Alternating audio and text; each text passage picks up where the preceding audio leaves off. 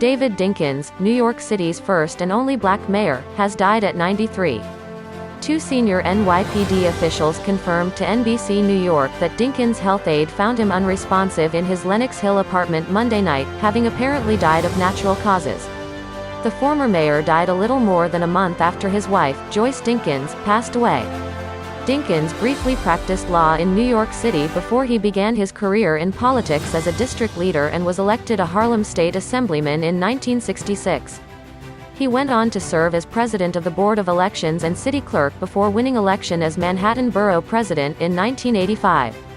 Dinkins, who also served in the Marines in Korea, ran for mayor in 1989 and defeated Mayor Edward I. Koch, and he went on to defeat Rudy Giuliani by the narrowest electoral margin in New York City history, 47,000 votes. During his term as mayor from 1990 to 1993, Dinkins vowed to be mayor of all the people of New York, and declared, "We are all foot soldiers on the march to freedom." As the first black mayor of the city, Dinkins inspired others to get into politics just as his father-in-law Daniel Burroughs, a businessman who became involved in Democratic politics and was among the first black men to serve in the state assembly, inspired him. Among them was New York Attorney General Letitia James. The example Mayor David Dinkins set for all of us shines brighter than the most powerful lighthouse imaginable. For decades, Mayor Dinkins led with compassion and an unparalleled commitment to our communities. His deliberative and graceful demeanor belied his burning passion for challenging the inequalities that plague our society, James wrote in a statement. Personally, Mayor Dinkins' example was an inspiration to me from my first run for city council to my campaigns for public advocate and attorney general. I was honored to have him hold the Bible at my inaugurations because I, and others, stand on his shoulders.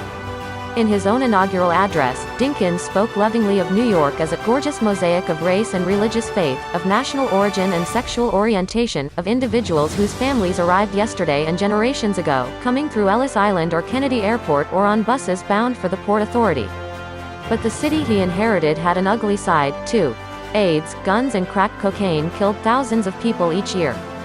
Unemployment soared. Homelessness was rampant. The city faced a $1.5 billion budget deficit. Dinkins' low-key, considered approach quickly came to be perceived as a flaw. Critics said he was too soft and too slow. "Dave, do something," screamed one New York Post headline in 1990, Dinkins' first year in office. Dinkins did a lot at City Hall.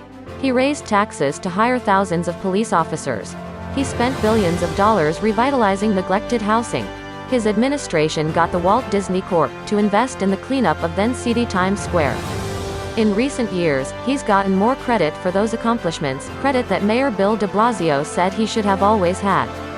De Blasio, who worked in Dinkins' administration, named Manhattan's municipal building after the former mayor in October 2015.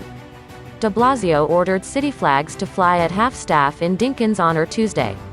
"He was a guiding hand in our lives in so many ways," Mayor Bill de Blasio said of Dinkins during his daily coronavirus briefing Tuesday.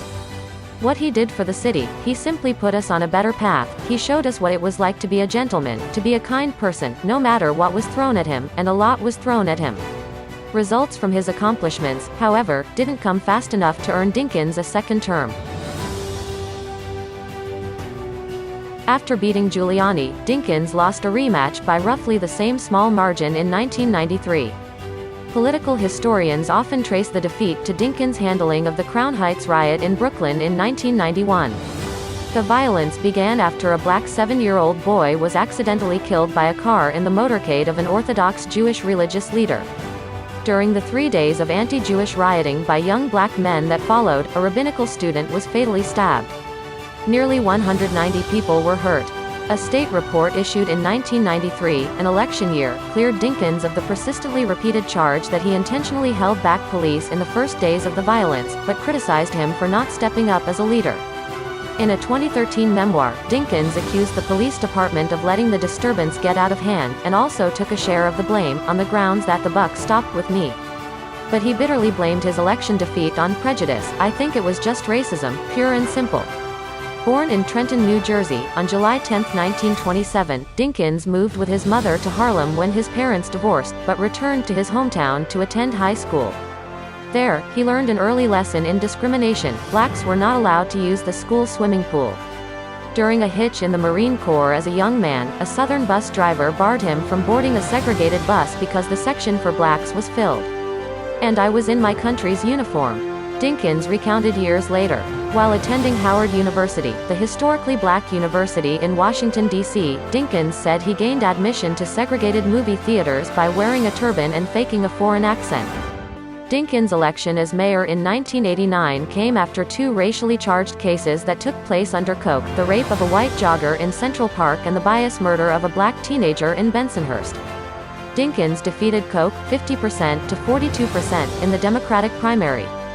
But in a city where party registration was 5-1 Democratic, Dinkins barely scraped by the Republican Giuliani in the general election, capturing only 30% of the white vote.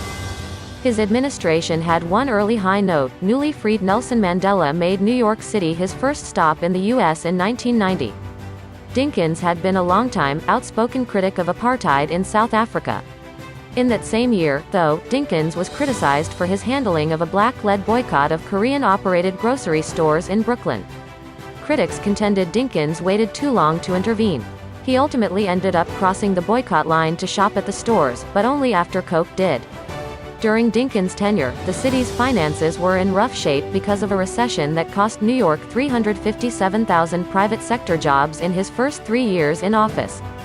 Meanwhile, the city's murder toll soared to an all-time high, with a record 2,245 homicides during his first year as mayor. There were 8,340 New Yorkers killed during the Dinkins administration, the bloodiest 4-year stretch since the New York Police Department began keeping statistics in 1963. In the last years of his administration, record-high homicides began a decline that continued for decades. In the first year of the Giuliani administration, murders fell from 1,946 to 1,561. One of Dinkins' last acts in 1993 was to sign an agreement with the United States Tennis Association that gave the organization a 99-year lease on city land in Queens in return for building a tennis complex. That deal guaranteed that the U.S. Open would remain in New York City for decades. After leaving office, Dinkins was a professor at Columbia University's School of International and Public Affairs. He had a pacemaker inserted in August 2008, and underwent an emergency appendectomy in October 2007. He also was hospitalized in March 1992 for a bacterial infection that stemmed from an abscess on the wall of his large intestine. He was treated with antibiotics and recovered in a week.